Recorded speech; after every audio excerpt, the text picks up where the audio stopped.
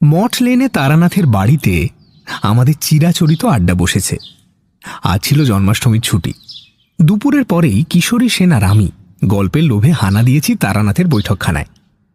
আমরা আসবার সময় মোড়ের দোকান থেকে কিনে আনা তারানাথের প্রিয় সিগারেট পাসিং শোয়ের প্যাকেটটা বাড়িয়ে দিলাম। এটা না হলে তারানাথের গল্পের মেজাজ আসে না। নানা রকম কথা হতে হতে নিজের ছোটবেলার গল্প বলতে আরম্ভ করল তারানাথ। সাধারণত সে নিজের পুরনো জীবন সম্বন্ধে কিছু বলতে চায় না, অন্তত সাধারণ পারিবারিক তথ্যগুলো আলোচনা করে না। বেছে বেছে কেবল অদ্ভুত আর অলৌকিক অভিজ্ঞতার গল্প শোনায়। আজ হঠাৎ কিশোরী জিজ্ঞেস করল, আচ্ছা, আপনি তন্ত্র সাধনার উৎসাহ প্রেরণা পেলেন কোথা থেকে? আপনার পূর্বপুরুষদের মধ্যে কি কেউ তন্ত্রসাধক ছিলেন? আমি বলতে চাইছি যে এর ধারাটা কি পরিবারে আগে থেকে ছিল? সিগারেটের শেষ অংশ ছাইদানি হিসেবে ব্যবহৃত নারকেলের মালায় গুঁজে দিতে দিতে তারানাথ বলল, তা বলতে পারো। একেবারে রক্তাম্বরধারী তান্ত্রিক কেউ না থাকলেও বাপ ঠাকুরদা প্রপিতামহের ভেতর অনেকেরই রীতিমতো সাধক শ্রেণীর মানুষ ছিলেন। এই যেমন আমার আপন ছোট ঠাকুরদা, মানে বাবার ছোট কাকা, তিনি কৈশোরেই গৃহত্যাগী হয়ে চলে গিয়েছিলেন। আপনার ছোট ঠাকুরদা আর কখনো সংসার জীবনে ফিরে আসেননি? না, তবে একবার তাঁর সন্ধান পাওয়া গিয়েছিল। সেও এক বলবার মতো গল্প। আরে বলুন না, আজকের আসর সেইটা দিয়ে শুরু হোক। বেশ বেশ, বলছি। এ কাহিনী আমার বাবার কাছে শোনা। বাবা খুব সুন্দর করে গুছিয়ে গল্প বলতে পারতেন। এ বিষয়ে তাঁর নাম ছিল। আমাদের গাঁয়ের ষোড়শী চাটুর্যের বৈঠকখানায় সন্ধেবেলায় রোজ জমাটি আড্ডা বসত। বাবা ছিলেন সেই আড্ডার প্রধান কথক। যখনকার কথা বলছি সেটা 1915 সাল হবে। আমি বাড়ি ছাড়া বহুকাল। ইউরোপে প্রথম মহাসমর সবে শুরু হয়েছে। শ্রাবণ মাসের শেষ দিক। দিন তিনেক হলো অবিশ্রাম বৃষ্টি হয়ে চলেছে। আকাশে মেঘ থাকায় সন্ধে নেমেছে একটু তাড়াতাড়ি। ষোড়শী চাটুর্যের বৈঠকখানায় সান্ধ্য আড্ডা জমে উঠেছে দারুণ। ষোড়শী চাটুর্যের আড্ডা এ গ্রামে বিখ্যাত। এমন ঢালাও তামাকের ব্যবস্থা আর কারো বাড়িতে নেই। তাছাড়া আড্ডার মধ্যে অন্তত একবার কাঁসার বাটিতে করে সর্ষের তেল দিয়ে জবজবে করে মাখা মুড়ি ছোলা ভাজা আসবেই। সেদিন হচ্ছিল গল্পের রাজা ভূতের গল্প। বাড়ির ভেতর থেকে চাল ভাজা ছোলা ভাজা এসে গিয়েছে। হুঁকো ঘুরছে হাতে হাতে। ঘরের কড়িকাঠ থেকে লোহার বাঁকানো হুকে ঝুলছে হিংসের ডবল পলতের বাতি।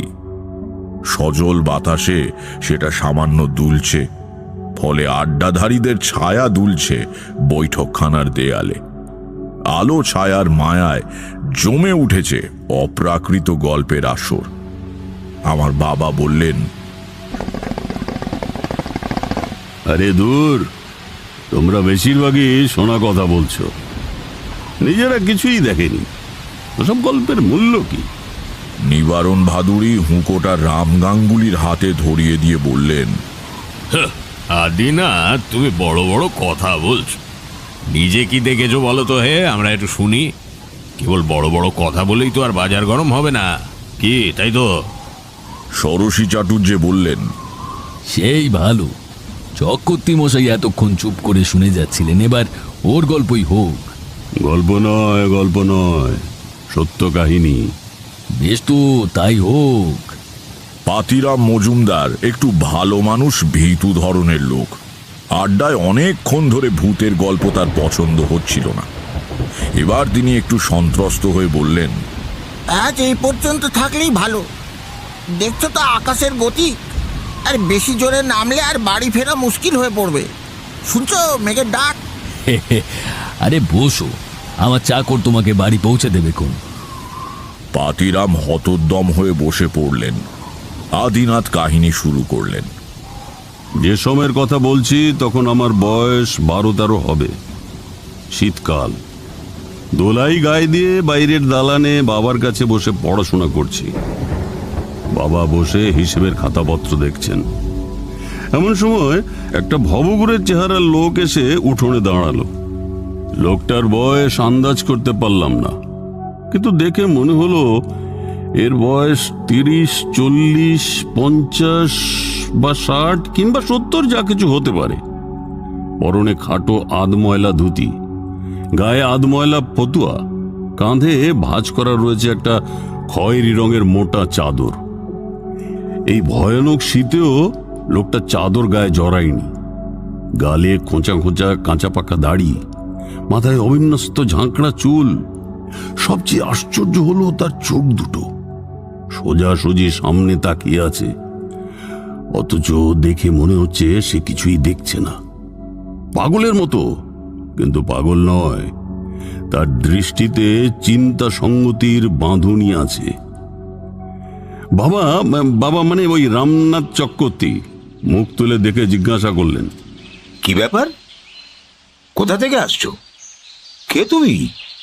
খুব মোলায়েম মৃদু গলায় সে বলল, আগে আমি একজন পথিক, কোথাও থেকে আসছি না, আমার বাড়ি ঘর নেই, আমি আজ এখানে ভাত খাবো।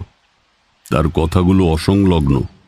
হঠাৎ এইভাবে কেউ কারোর বাড়ি ভাত খেতে চায় নাকি? বাবা বললেন, তোমার নাম কি? এখন বাড়ি না থাকতে পারে, কিন্তু এক সময় তো ছিল মানুষ আকাশ থেকে পড়ে না। নিজের পরিচয়টা দাও। সে নিজের নাম বলল তার বাবা নাকি ছিলেন পণ্ডিত মানুষ, ঈশ্বরচন্দ্র সার্বভৌম। বাবা ছিলেন মানে কি? এখন তিনি কোথায়? সে ডানাতের তর্জনী উপরে তুলে দেখালো। বাবা লজ্জিত হয়ে বললেন, ও আচ্ছা আচ্ছা। ভয় নেই, আমি চোর ডাকাত না। না না, আমি তা মনে করিনি। আসলে তোমার কথাবার্তা একটু অদ্ভুত ধরনের কি না, তাই আর কি। উঠোনে নিমগাছতলার কুয়ো থেকে বালতি করে জল তুলে হাত মুখ ধুয়ে লোকটা এসে বারান্দায় উঠে বসলো। বাবা জিজ্ঞাসা করলেন, এখন কি কিছু খাবে? রাত্রিরে কোথায় ছিলে? সকালে উঠেই হাঁটছো বুঝি? বাবা কেন এই প্রশ্ন করলেন তা আবছা আবছা বুঝতে পারলাম। মাইল 4 দূরে চাঁপা গাড়ি ছাড়া কাছাকাছি অন্য কোনো গ্রাম নেই। তারপরের গ্রাম ময়নাচাঁদা অনেক দূর। সকালে উঠে সেখান থেকে হেঁটে আসা সম্ভব নয়। লোকটা কি বলে বাবা দেখতে চাইলেন। সে সহজভাবে বলল, না, আমি এখন কিছু খাবো না, একেবারে দুপুরে ভাত খাবো। আর যদি থাকতে দেন তাহলে আজ রাত্রিটা থেকে যেতে পারি। এই ভিটেতে আসলে একটু স্বপ্ন দেখতে হবে কি না। কথাটা শুনে ভাবলাম লোকটা চোর ডাকাত না হতে পারে, কিন্তু পাগল নিশ্চয়। হ্যাঁ, স্বপ্ন দেখতে হবে মানে? রাগ করবেন না, আমার কথাবার্তা একটু পাগলাটে মতন, কিন্তু আমি লোকটা খারাপ নই। আচ্ছা, আপনাদের এই বাড়ির দক্ষিণ দিকের ভিত সামান্য নিচু, তা জানেন? সমস্ত বাড়িটা একটু কাত হয়ে আছে, উত্তরে উঠে দক্ষিণে ঝুঁকে। আর আপনাদের বাড়িতে শালিক বসে না, খেয়াল করেছেন কখনো? আপনি তো এ বাড়ির কর্তা, আপনার অনামিকা কিন্তু মধ্যমার চেয়ে বড়।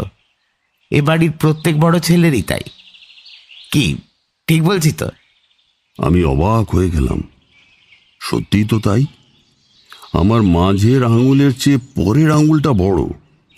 মেজ কাকার ছোট কাকার বড় ছেলেরও তাই।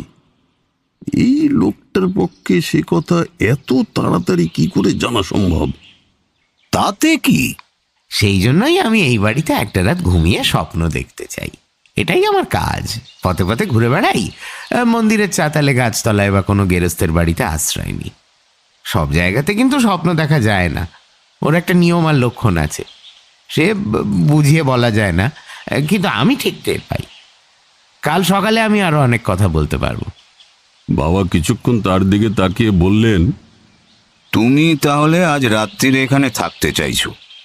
বারে, নইলে স্বপ্ন দেখবো কি করে? জেগে কি স্বপ্ন দেখা যায়?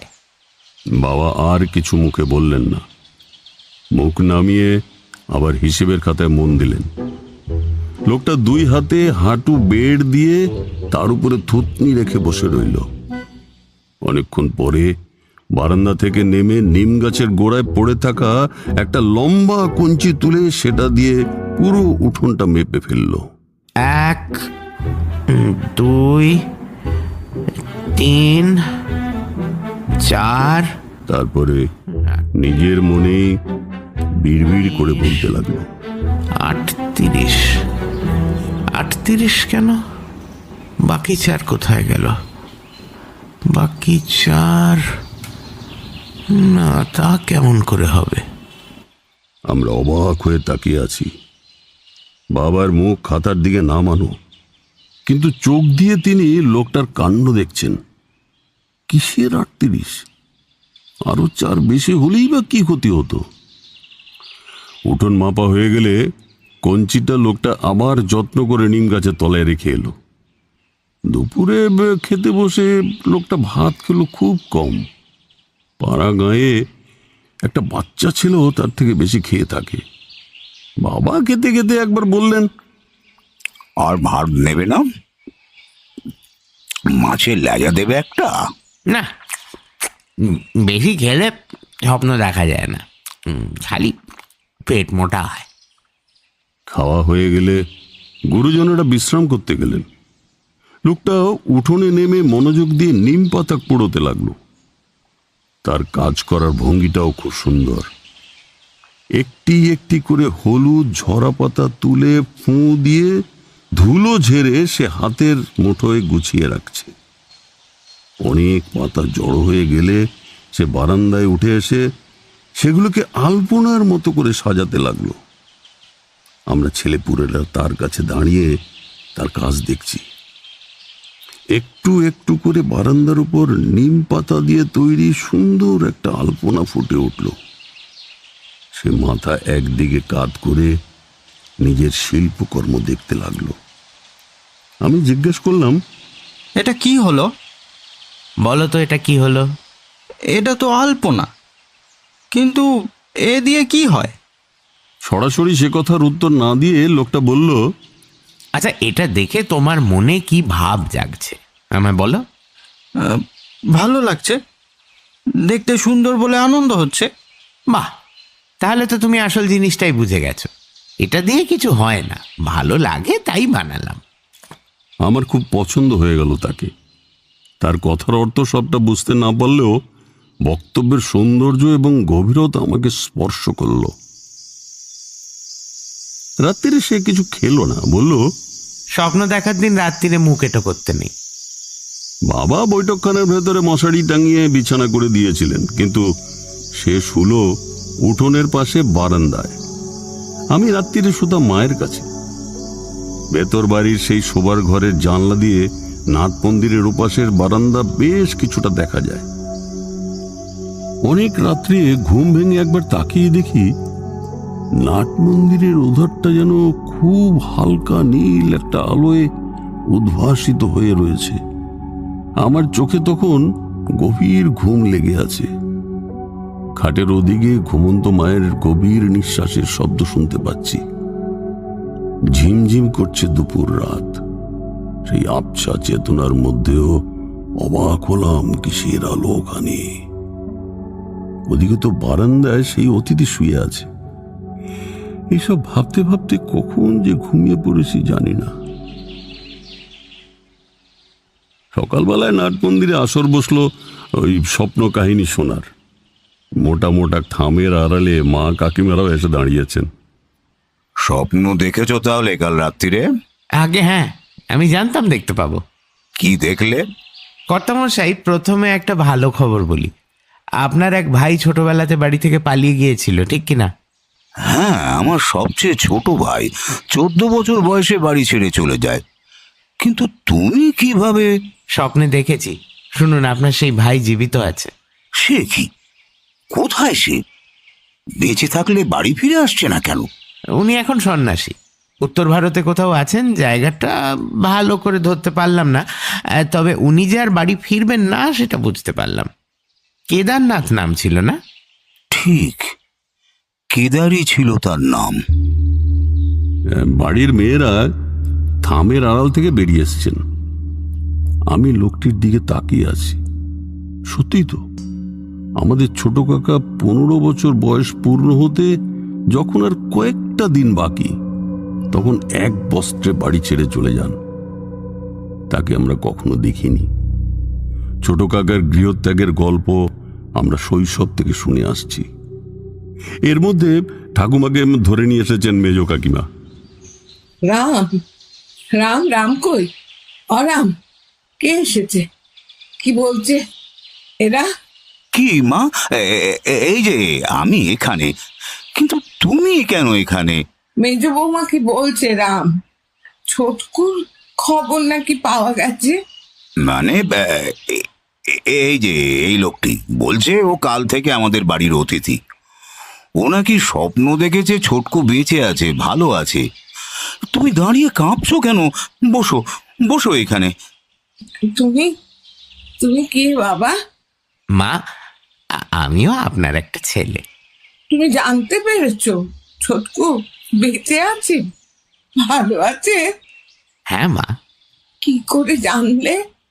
মা, আমি ঠক জোচ্চোর কিংবা ধর্মের ব্যবসাদার হলে বলতাম বিশেষ ক্ষমতায় ডাকিনী যোগিনীকে বশ করে বা নানান রকম কঠিন প্রক্রিয়া করে জেনেছি। এবার এত টাকা দিন, তাহলে যাগযজ্ঞ করে সে ছেলেকে ফিরিয়ে আনবো। কিন্তু আপনাকে বাজে কথা বলবো না মা, ওসব কিছুই আমি জানি না। আমার একটা জন্মগত ক্ষমতা আছে, আমি স্বপ্নে অনেক কিছু দেখতে পাই। কাল রাত্রিরে এ বাড়িতে ঘুমিয়ে স্বপ্নে দেখে জানলাম আপনার ছোট ছেলের কথা। সে সে ফিরবে না বাবা? না মা, আর কেনই বা ফেরাবেন? তিনি ভালো আছেন, সন্ন্যাস গ্রহণ করে ঈশ্বরের আরাধনা করছেন। জানেন মা, হিন্দু ধর্মে বলে কোনো বংশের ছেলে সন্ন্যাসী হয়ে গেলে সেই বংশ পবিত্র হয়ে যায়। আনন্দ করুন মা, ছেলের গৌরবে আনন্দ করুন। বাবা, যদি আমার ছোটকু ভালো থাকে, শান্তি পেয়ে থাকে, তাহলে সে নাই বা ফিরলো, তার সুখেই আমার সুখ। তুমি এটুকু খবর যে দিলে, তার জন্য ভগবান তোমার মঙ্গল করুন। তুমি আমাকে মা বলে ডাকলে আমি আমি তোমাকে আশীর্বাদ করছি। মা, আপনি দেখবেন আপনার ছেলেকে? আমি দেখাতে পারি, কিন্তু কথা দিন তাকে ফিরে আসার জন্য আদেশ করবেন না। তাহলে হয়তো সে ফিরে আসবে, কিন্তু তার এতদিনের সাধনা নষ্ট হয়ে যাবে। জগতে মাতৃশক্তি একটা বিরাট শক্তি, কেউ তাকে লঙ্ঘন করতে পারে না। কথা দিন।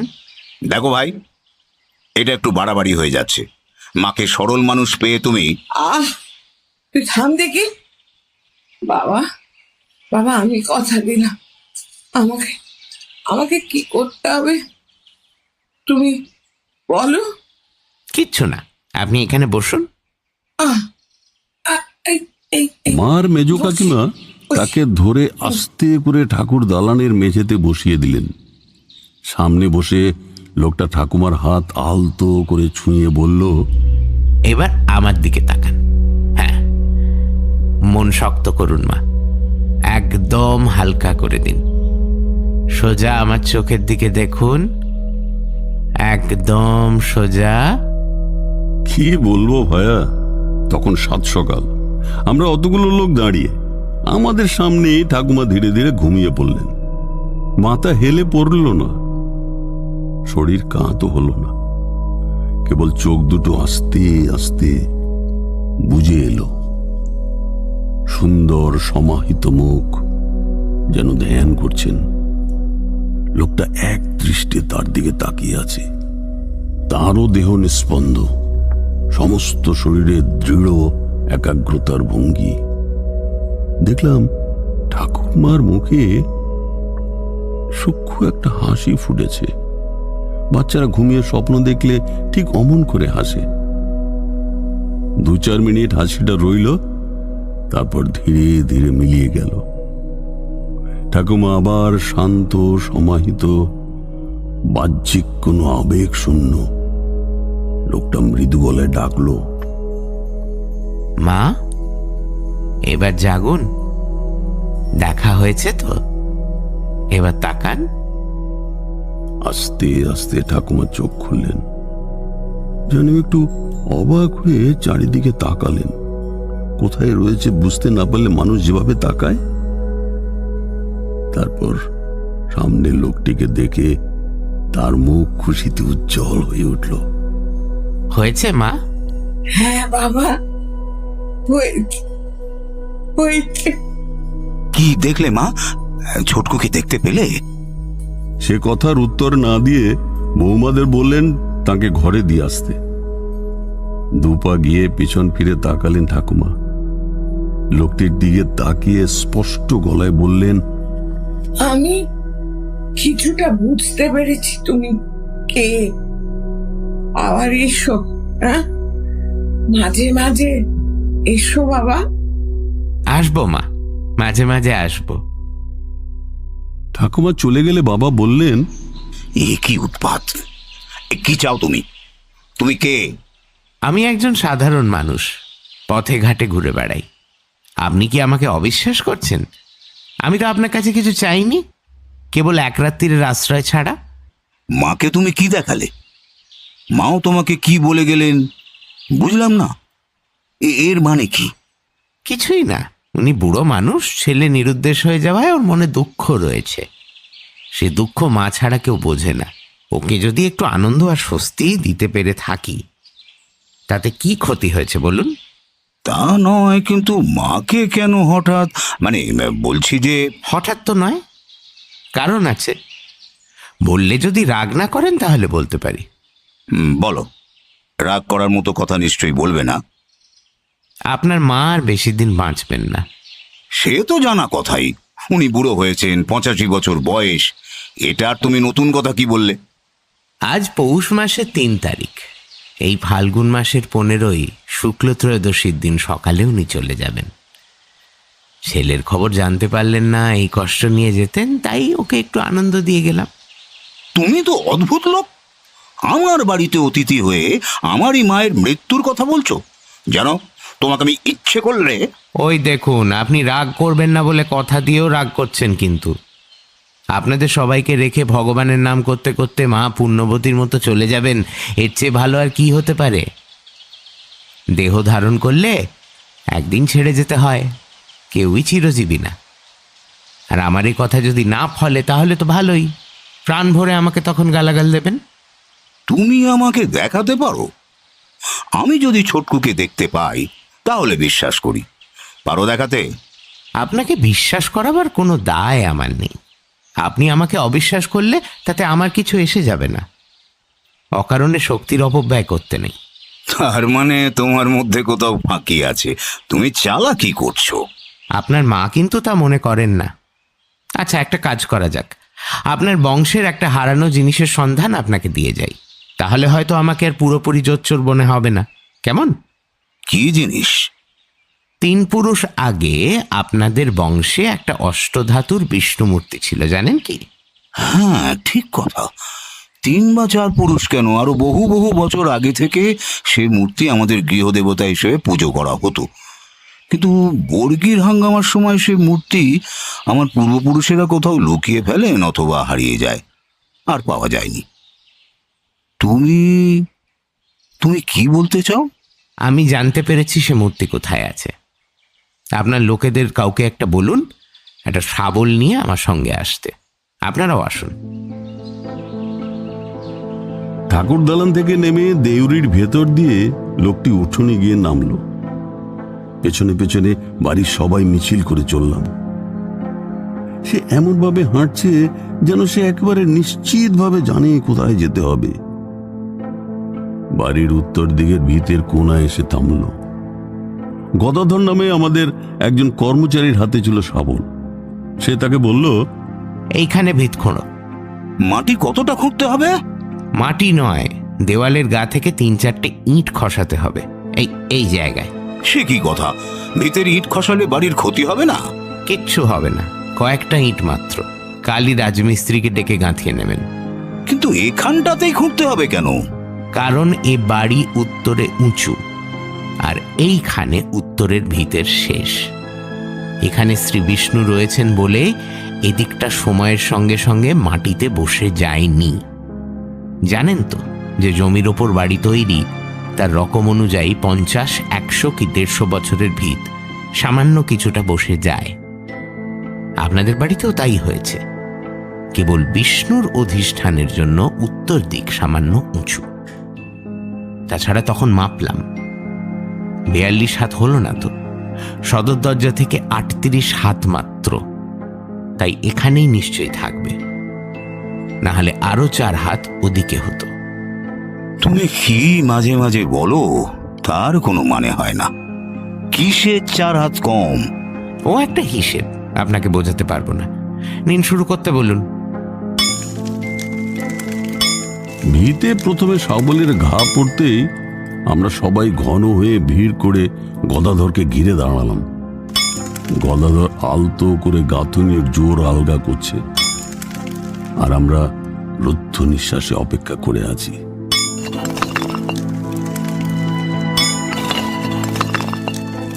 তিন সারি ইট খসাতেই ভেতরে ভেতরে একটা চতুষ্কোণ গহ্বর বেরিয়ে পড়ল। শাবল রেখে তার মধ্যে হাত গুলিয়ে গদাধর বের করে আনলো অপূর্ব সুন্দর গঠনের এক দেবমূর্তি। এতদিন অবহেলায় পড়ে থেকেও তার ঔজ্জ্বল্য নষ্ট হয়নি। প্রায় 1 হাত লম্বা বিগ্রহ, মাথায় ছত্র, মুখে হাসি। বাবা গদাধরের হাত থেকে মূর্তিটা নিয়ে 2 হাতে মাথায় ধরে বলতে লাগলেন, জয় শ্রী বিষ্ণু দেবতা, জয় শ্রী বিষ্ণু, জয় শ্রী বিষ্ণু। কাকারাও তার সঙ্গে বলতে লাগলেন, জয় জয়। কাকিমারা উলু দিয়ে উঠলেন। বাবা বিষ্ণু মূর্তি মাথায় করে বাড়ির মধ্যে নিয়ে চললেন। সেটি তখনকার মতো ঠাকুর ঘরে রাখবার জন্য পাঠিয়ে দেওয়া হলো। মেয়েরা ভিতরে চলে গেলেন। অমরের হাত ধরে বাবা বললেন, ভাই, তুমি আমাকে মার্জনা করো। জানি না তুমি কে, কোথা থেকে এসেছ, জানতেও চাই না। তোমার আশ্চর্য ক্ষমতার কথা আমি স্বীকার করলাম। যদি খারাপ ব্যবহার করে থাকি তা মনে রেখো না। সকলের অনুরোধেও লোকটি সেদিন আর থাকতে রাজি হলো না। বাবা শেষে বললেন, তাহলে কি এই ধরে নেব যে তুমি আমাকে মার্জনা করলে না? ছি, ও কথা বলবেন না। আমি এইরকমই ভবঘুরে ধরনের, এক জায়গায় 2 দিন থাকতে ভালো লাগে না। তবে একটা কথা বলে যাই, আপনাদের বংশ খুব পবিত্র এবং ঈশ্বরের আশীর্বাদ পুত বংশ। 1 পুরুষ বাদ দিয়ে এই বংশে 1 জন করে সাধক জন্মগ্রহণ করবেন। আপনার ভাই তো সন্ন্যাসী হয়েই গিয়েছেন। এর পরের পুরুষ নয়, এখন যারা ছোট এরা, এদের মধ্যে কারুর সন্তান অলৌকিক ক্ষমতা নিয়ে জন্মাবে। সংসারে থেকেও সংসারী হবে না। আপনি তার জন্ম বৃদ্ধ বয়সে দেখে যেতে পারবেন। কি করে বুঝবো সে কে? তার জন্মের সময় আকাশে এক আশ্চর্য নীল উল্কাপাত হবে। নীল রঙের আলোয় ভরে যাবে চারিদিক। এখনো অবশ্য তার দেরি আছে, মনে রাখবেন কথাটা। আচ্ছা, চলি তাহলে।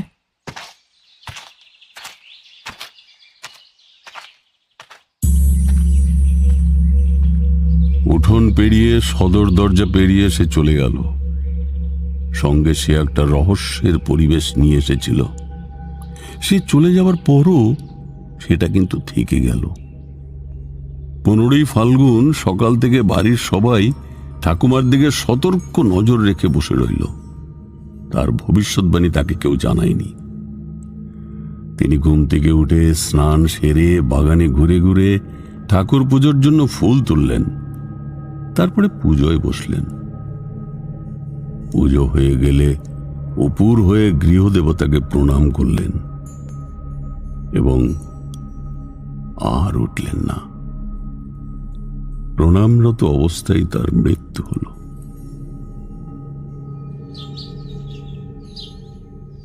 এই হলো গিয়ে বাবার বলা কাহিনী। এই লম্বা কাহিনী একটানা বলে বাবা একটু থামলেন। বর্ষণমুখর রাত্রির জল ভেজা বাতাস ক্রমাগত দুলিয়ে চলেছে ষোড়শী চাটুর্যের বৈঠকখানার ঝুলন্ত লণ্ঠনটা। সেই সঙ্গে দেয়ালে নড়ছে ঘরে বসে থাকা মানুষদের ছায়া। আড্ডায় মাঝে মাঝে একটা সময় আসে যখন হঠাৎ সবাই একসঙ্গে চুপ হয়ে যায়। জমাট গল্পেরও একটা মহিমা আছে। সে গল্প সত্য, মিথ্যা বা অবিশ্বাস্য যাই হোক না কেন, ভালো করে বলতে পারলে শ্রোতারা মুগ্ধ হয়।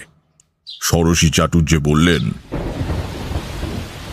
আপনার ঠাকুমার মৃত্যু বিষয়ে ওই ভবিষ্যৎবাণী মিলে যাওয়াটা অবশ্য আমি খুব আশ্চর্যের কিছু মনে করছি না। কথাটা হয়তো বাড়ির কেউ মুখ ফসকে বলে ফেলে থাকবে, তাতেই আপনার ঠাকুমা মনের দিক দিয়ে 15ই ফাল্গুন তারিখের প্রসঙ্গে দুর্বল হয়ে পড়েছিলেন, মানসিক উত্তেজনা সামলাতে পারেননি, এমন হয় আমি শুনেছি। কিন্তু হারিয়ে যাওয়া বিষ্ণু মূর্তি ফিরে পাওয়াটা ব্যাখ্যা করা কঠিন। তাছাড়া সব কিছুরই যে ব্যাখ্যা থাকতেই হবে তার কি মানে আছে?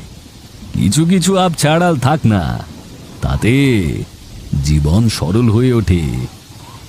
উঠবার আগে আমার কাহিনীর শেষটা বলি। দুটো কথা মাত্র। যে ছেলেটি বিষ্ণু মূর্তি খুঁজে দিয়ে গিয়েছিল তার তৃতীয় ভবিষ্যৎবাণীটাও যে সত্যি, সেটা আমরা বুঝতে পেরেছিলাম অনেক পরে। সে বলেছিল আমাদের বংশে একজন অদ্ভুত চরিত্রের উদাসীন সাধকের জন্ম হবে। সংসারী হয়েও সে বৈষয়িক হবে না। কবে, কোথায়, কার ঘরে তার জন্ম হবে সেটাই কেবল সে বলেনি। শুধু বলেছিল এই শিশুর জন্মের মুহূর্তে আশ্চর্য এক নীল উল্কাপাত হবে আকাশে। তা দেখলে আমরা বুঝতে পারব। বহুদিন পরে, তখন ছোটবেলার এ কাহিনী প্রায় ভুলেই গেছি। আমার তৃতীয় ছেলের জন্মের সময় আকাশের এক প্রান্ত থেকে অন্য প্রান্ত পর্যন্ত বিশাল নীল রঙের আলো চড়ানো উল্কা ছুটে গেল।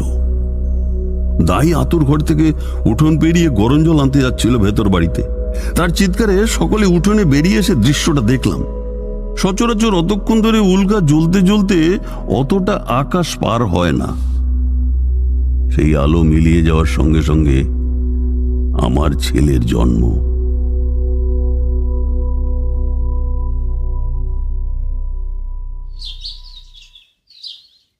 আপনি তো আপনার বাবার তৃতীয় সন্তান, তাই না? তার মানে আপনার জন্মের সময় ওই নীল উল্কা দেখা গেছিল? তেমনটাই তো শুনেছি। অল্প বয়সে বাড়ি থেকে উধাও হয়েছিলাম। মাঝে মাঝে বাড়ি ফিরে আসি, তবে সে খুবই কম। ওই ভবঘুরেমির সময়টা আমার যে কি সুন্দর কেটেছে তার কি বলবো। কোনো পিছু টান নেই, দায় দায়িত্ব নেই, কেবল বিরাট এই পৃথিবীর পথে পথে ঘুরে বেড়ানো।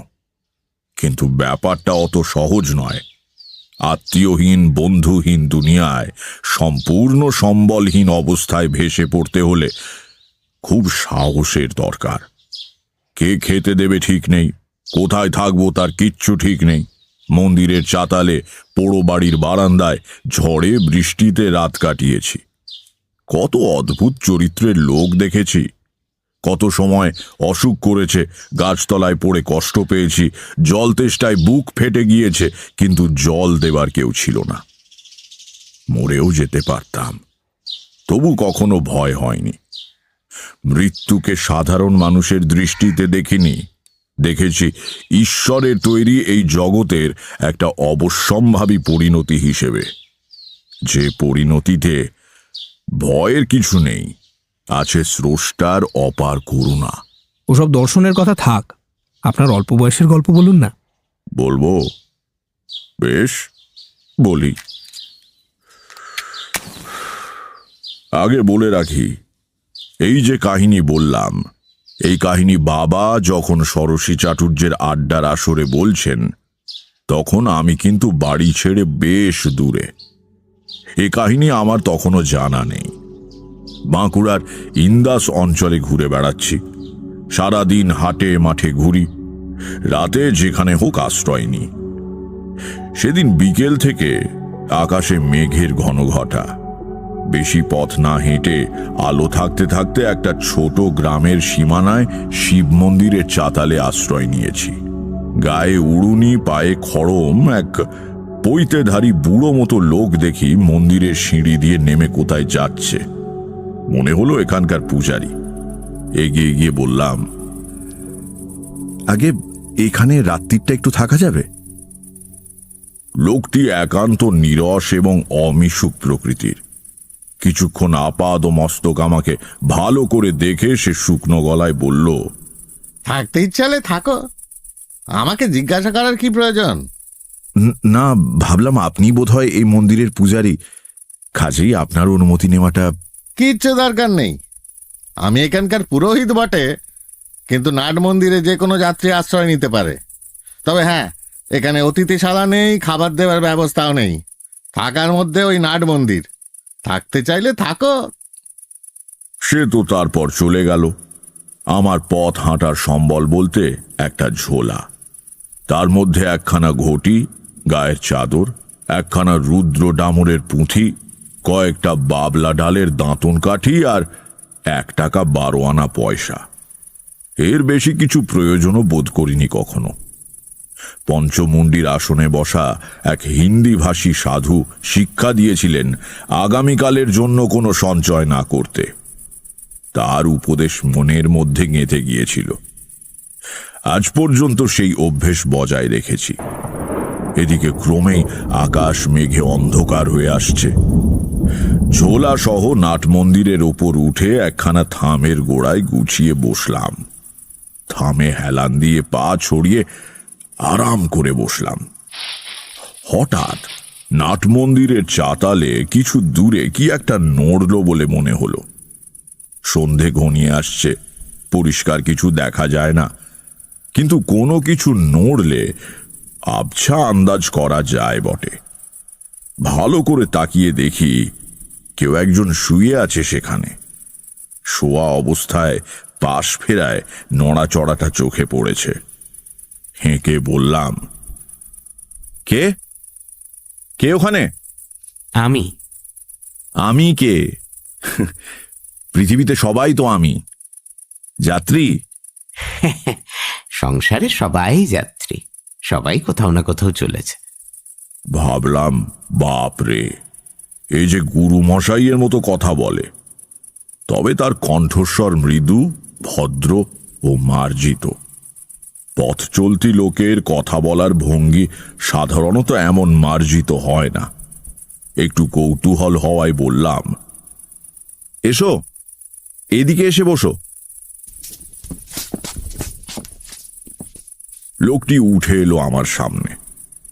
আলো নেই, তাকে পরিষ্কার দেখতে পেলাম না, কিন্তু মনে হলো তার বয়স বছর 40 কি 45 হবে। এ বয়সের কোনো লোককে তুমি বলাটা আমার উচিত নয়। লোকটির পরনে খাটো ধুতি আর হাফ হাতা শার্ট, সাধারণ দরিদ্র পথিক, কিন্তু তার আচরণে এমন কিছু বৈশিষ্ট্য আছে যা সমীহ আদায় করে। বললাম, কিছু মনে করবেন না, অন্ধকারে ভালো দেখতে পাইনি, তুমি বলে ফেলেছি। তাতে কি হয়েছে? জগতে সকলেই সকলের বন্ধু, বন্ধুকে তুমি বলা যায়। তা কোথায় যাবেন, আর আসছেনই বা কোথা থেকে? এবার বেশ মজার ব্যাপার হলো। পথিক মানুষটি আমাকে তুমি বলে সম্বোধন করতে লাগলো, কিন্তু তার অনুমতি পাওয়া সত্ত্বেও আমি কিছুতেই তা পারলাম না। সে বলল, কোথাও যাচ্ছি না ভাই, অনেকটা তোমারই মতন। পথে পথে ঘুরে বেড়াতে ভালো লাগে, যা পাই তাই খাই, যেখানে খুশি থেমে যাই, এই আর কি। তার মানে আমারই মতন? আপনি কি করে জানলেন আমি কিরকম? ও জানা যায়, আমি বুঝতে পারি। বয়স তখন অল্প হলেও তারই মধ্যে আমি অনেক সাধক এবং অদ্ভুত কর্মতান্ত্রিকের সঙ্গে মিশেছি। তাদের আশ্চর্য ক্রিয়াকলাপ দেখেছি। ভাবলাম, এ আর আমাকে নতুন কি ভড়ং দেখাবে। বললাম, কি করে বোঝেন? কাকচরিত্র বা লক্ষণশাস্ত্র চর্চা করেন নাকি? না, বুঝি এইভাবে যে মন আসলে একটাই, তোমার আমার, যদু কিংবা মধুর, পৃথিবীর সব প্রাণীর। মায়ার আবরণে আলাদা আলাদা দেখায়। পর্দা টাঙিয়ে দিলে ওপারে কি আছে দেখা যায় না, পর্দা সরিয়ে দিলে আবার সব স্পষ্ট দেখা যায়। মায়ার পর্দা সরিয়ে দিলে সবই এক, তখন কারোর মনের কথা জানতে অসুবিধা হয় না। আপনি তো বিশিষ্ট অদ্বৈতবাদের কথা বলছেন। এ দর্শন শিক্ষা করেছেন কোথায়? আমার বাবার কাছে। ও, আপনি তবে শাস্ত্রজ্ঞানী পণ্ডিতের সন্তান? সে চুপ করে রইল। ভাবলাম কোনো কারণে সে হয়তো নিজের পরিবারের কথা আলোচনা করতে চায় না। এই ক্ষেত্রে কথা না বাড়ানোই ভদ্রতা সঙ্গত হবে। ঠিক এই সময় ঠান্ডা হাওয়ার একটা ঝাপটা দিয়ে ঝড় এসে পড়ল। ঝড়ের মুখে পাক খেতে খেতে দুটো শালিক এসে নাট মন্দিরের কড়িকাঠের ফাঁকে আশ্রয় নিয়ে গুছিয়ে বসল। বললাম, আপনার নামটা তো জানা হলো না। আমার নাম অমর, অমর জীবন। বাড়ি কোথায়? এই জেলাতেই বুঝি। অমর জীবন কোনো উত্তর দিল না। বুঝলাম নিজের কথা বলতে সে আদৌ আগ্রহী নয়। অন্য প্রসঙ্গে যাবার জন্য বললাম, আশ্রয় তো যা হোক পাওয়া গেল, কিন্তু খাওয়াটা বোধহয় জুটবে না। না না, তা কেন? ঝড়টা থামুক, খাওয়ার ব্যবস্থা হয়ে যাবে এখন। তা কি করে হবে? কাছাকাছি কোনো দোকানপাট তো দেখছি না। গ্রামে হয়তো আছে, কিন্তু তারা কি এই ঝড় বাদলে দোকান খুলে রাখবে? মনে হয় না। রাত্রিরে কি খাও তুমি, ভাত না রুটি? আমি ঠিক সন্ন্যাসী না হলেও পথে ঘুরছি অনেক দিন, সবই অভ্যেস আছে। বেশ বেশ ভালো, খাবার এসে যাবে। অন্ধকারে অমরের মুখ চোখ ভালো দেখতে পাচ্ছি না। লোকটা পাগল নয় তো? কোথায় খাবার?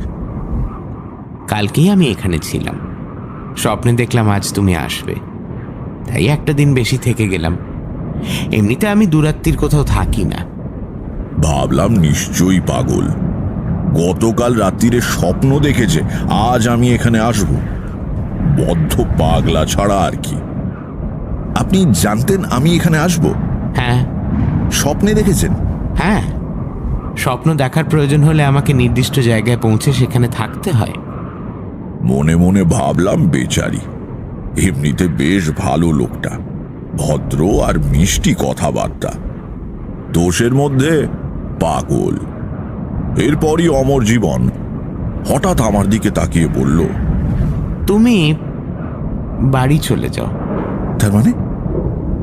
বাড়ি যাব কেন? কিছু না, ভবঘুরে জীবন ত্যাগ করে সংসারে ফিরে যেতে বলছি না, সে যখন সময় হবে যাবে। তোমার নিজের ভালোর জন্য বলছি, কয়েকটা দিনের জন্য বাড়ি যাও। আচ্ছা, বিপদ তো। হ্যাঁ, কিন্তু কেন? মনে করো না আমি তোমার বন্ধু, আমি অনুরোধ করছি তাই যাচ্ছ? তার কথাগুলো একটু কেমন কেমন, কিন্তু গলার স্বরে একটা ব্যক্তিত্বপূর্ণ দৃঢ়তা আছে। তার কথা মনোমতো না হলেও অকস্মাৎ উড়িয়ে দেওয়া যায় না। তখনকার মতো তাকে শান্ত করার জন্য বললাম, আচ্ছা আচ্ছা, সে দেখা যাবে খন। বিড়ি চলে? সব চলে, আছে, দাও। তাকে দিয়ে নিজে একটা বিড়ি নিলাম।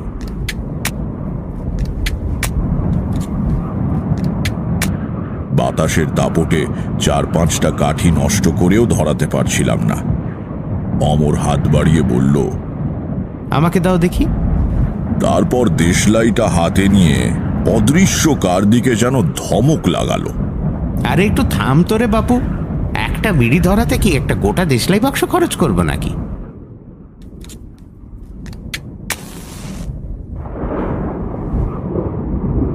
কাকতালীয় কিনা জানি না, হাওয়ার ঝাপটা সামান্য কয়েক মুহূর্তের জন্য কমে গেল। ঝড় চলতে চলতে এরকম অবশ্যই হয়, তবু মনে রেখাপাত করলো জিনিসটা। দেশলাই ফেরত দিয়ে অমর বলল, সব কিছুর ব্যাখ্যা চাইতে নেই, ব্যাখ্যা হয়ও না। তার চেয়ে সরল বিশ্বাস অনুযায়ী কাজ করা ভালো, আদেশ পেলে পালন করা ভালো। আদেশ কে পাঠায়? তা জানলে তো সব সমস্যা মিটেই যেত। আপনার কাছে আদেশ পৌঁছয় কেন? আপনি কে? বিড়িটা ভালো, খুব নরমও না খুব কড়াও না, বেশ মিঠে কড়া ধরনের। কোত্থেকে কিনেছ? খাওয়ার পর আর একটা দিও তো।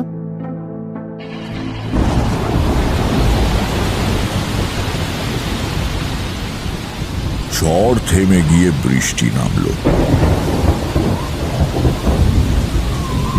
চলল বেশ কিছুক্ষণ।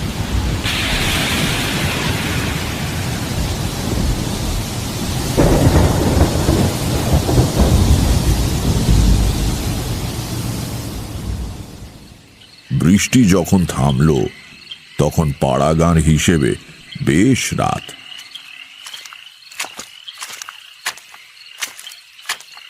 দেখি পথে জমা জলে ছপ ছপ করে কি একজন হেঁটে এসে নাট মন্দিরে উঠল। সামনে ঝুঁকে অন্ধকারে ঠাহর করার চেষ্টা করে ডাকলো, ঠাকুর মশাই, ও ঠাকুর মশাই। এই যে আমি এখানে, দাও। কাছে আসার পর দেখলাম লোকটির হাতে একটা বড় শালপাতার ঠোঙা। সে ঠোঙাটা অমরের দিকে দিতে দিতে আমাকে দেখে বলল, আর এক মূর্তি এসে দেখছি, তা হয়ে যাবে খন দুজনে। দাঁড়াও, খাবার জল দিয়ে যাই। নতুন লোক জল আনতে গেলে পুকুর ঘাটে আচার খাবে।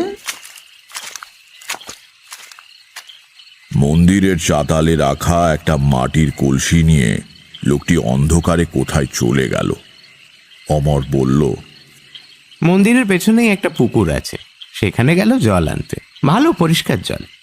খাবার ব্যবস্থা হয়ে যাবে বলেছিলাম, তো খাবার তো এসে গেল। এর ভেতর কিন্তু অলৌকিক কিছু নেই। এই লোকটির একটি ময়রার দোকান আছে গ্রামে। গতকালও আমাকে খাবার দিয়ে গিয়েছিল। অতিথি সেবা করতে ভালোবাসে। পয়সা দিতে চেয়েছিলাম, নেয়নি। আজকের খাবারও দিতে বলা ছিল। যা খাবার দেয় তা আমি একা খেতে পারি না। আজও দুজনের হয়ে যাবে এখন। দেখি কি দিয়েছে। শালপাতার ঠোঙা খুলে দেখা গেল ভেতরে গোটা 15 বড় মাপের পুরি, আলুর তরকারি আর অনেকখানি মোহনভোগ। দেশি ঘি দিয়ে তৈরি। দারুণ গন্ধ বেরুচ্ছে। তখনও গাঁয়ের দিকে খাবারে ভেজাল দেওয়ার কথা কেউ ভাবতে পারত না।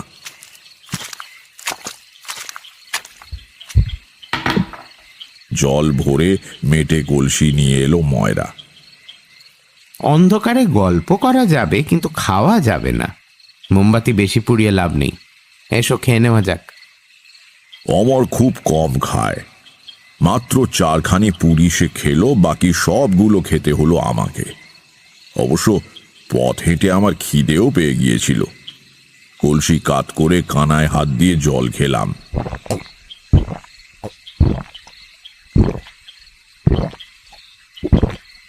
তারপর মোমবাতি নিভিয়ে দিয়ে অমর বলল, এসো এইবার গল্প করি।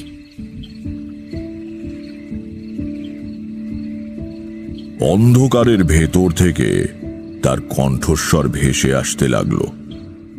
কত গল্প সে শোনালো সারা রাত ধরে। তেমন কথা আমি কারো কাছে কখনো শুনিনি। যেন অচেনা ভাষায়, অচেনা সুরে অদ্ভুত গান শোনাচ্ছে কেউ। আকাশ আর নক্ষত্রের গল্প, সমুদ্রের ঢেউয়ের গল্প, আগুন, বাতাস, পাহাড়, মাটির গল্প। সে আমি ভাষা দিয়ে তোমাদের ঠিক বোঝাতে পারবো না। সেই রাতের কথা আমার সারা জীবন মনে থাকবে। কথা বলতে বলতেই অমর জীবন হঠাৎ বলল, তোমার ছোট ঠাকুরদা গৃহত্যাগ করে চলে গিয়েছিলেন না?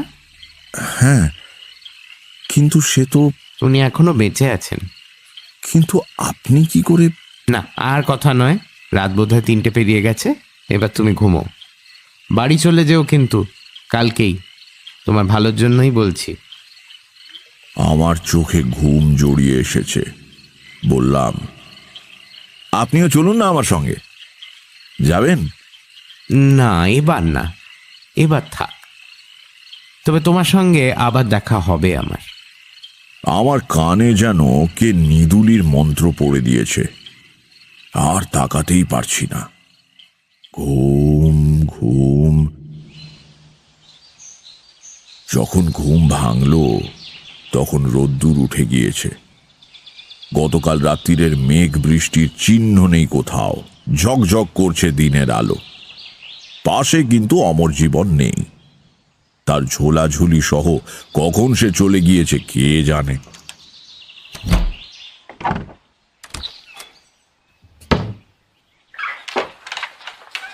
কাল সন্ধেবেলা দেখা সেই পুরোহিত এসে মন্দিরের দরজা খুলে সকালের পুজোর উদ্যোগ করছে। আমার দিকে আড়ে আড়ে তাকালো কবার। জিজ্ঞেস করলাম, আচ্ছা, এখানে যে আরেকজন পরশু থেকে ছিলেন তিনি কি চলে গিয়েছেন? কে ছিলেন? একজন যাত্রী, আমার আগে থেকেই তো ছিলেন। দেখিনি, খেয়াল করিনি। অমন কত লোক যাচ্ছে আসছে। যাই হোক, অমর জীবন লোকটিকে আমার খুবই অদ্ভুত লেগেছিল। তার কথা অমান্য করতে মন চাইল না। সেদিনই রওনা হলাম বাড়ির দিকে। বাড়ি পৌঁছানোর পর প্রতিবারের মতোই প্রথমে বাবার বকাঝকা, তারপর মায়ের কান্নাকাটি এবং তারও পরে আত্মীয় স্বজনের আবেগের বন্যা সহ্য করতে হলো। দুপুরে খেতে বসে বাবা বললেন, গত পরশুদিনই ষোড়শী চাটুর্যের আড্ডায় তোমার কথা হচ্ছিল।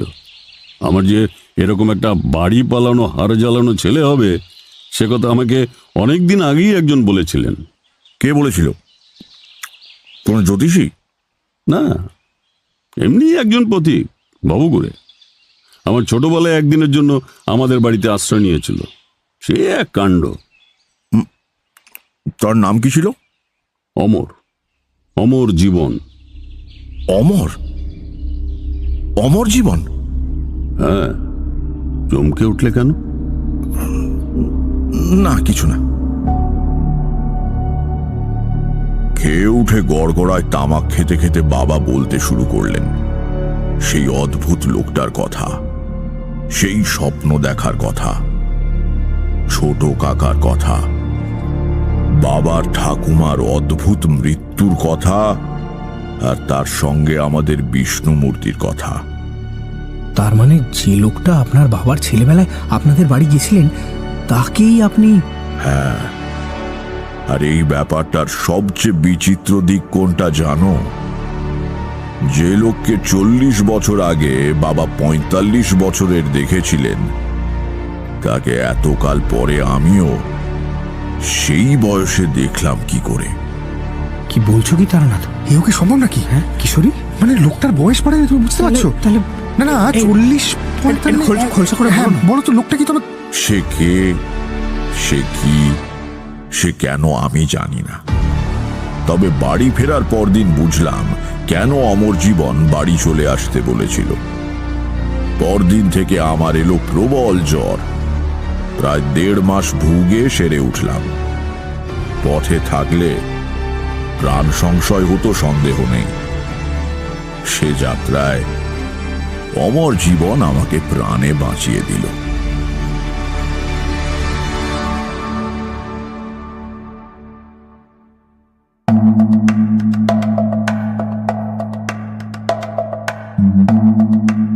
সানডে সাসপেন্সে আজ শুনলেন তারাদাস বন্দ্যোপাধ্যায়ের লেখা তারানাথ তান্ত্রিকের গল্প অমর জীবন। গল্পের বেতার নাট্যরূপ সর্বরী ঘোষাল, পাতিরাম এবং তারানাথ তান্ত্রিকের ভূমিকায় মীর। লেখকের চরিত্রে সোমক, কিশোরী অগ্নি, আদিনাথ বাসুদেব কর্মকার, ষোড়শী চাটুর্যে দীপ বসু, কিশোর আদিনাথ সায়ক আমান, রামনাথ শঙ্করী প্রসাদ মিত্র, রামনাথের মা উর্মিমালা বসু, পুরোহিত দেবজ্যোতি ঘোষ। নিবারণ এবং অমর জীবনের চরিত্রে গল্পের সূত্রধার এবং পর্ব পরিচালনায় আমি দীপ। ধ্বনি পরিকল্পনা Richard, poster design join the dots. Shankari Prasad Mitra শব্দগ্রহণ অভিজ্ঞান মিত্র। শেষ হল তারাদাস বন্দ্যোপাধ্যায়ের লেখা তারানাথ তান্ত্রিকের গল্প অমর জীবন।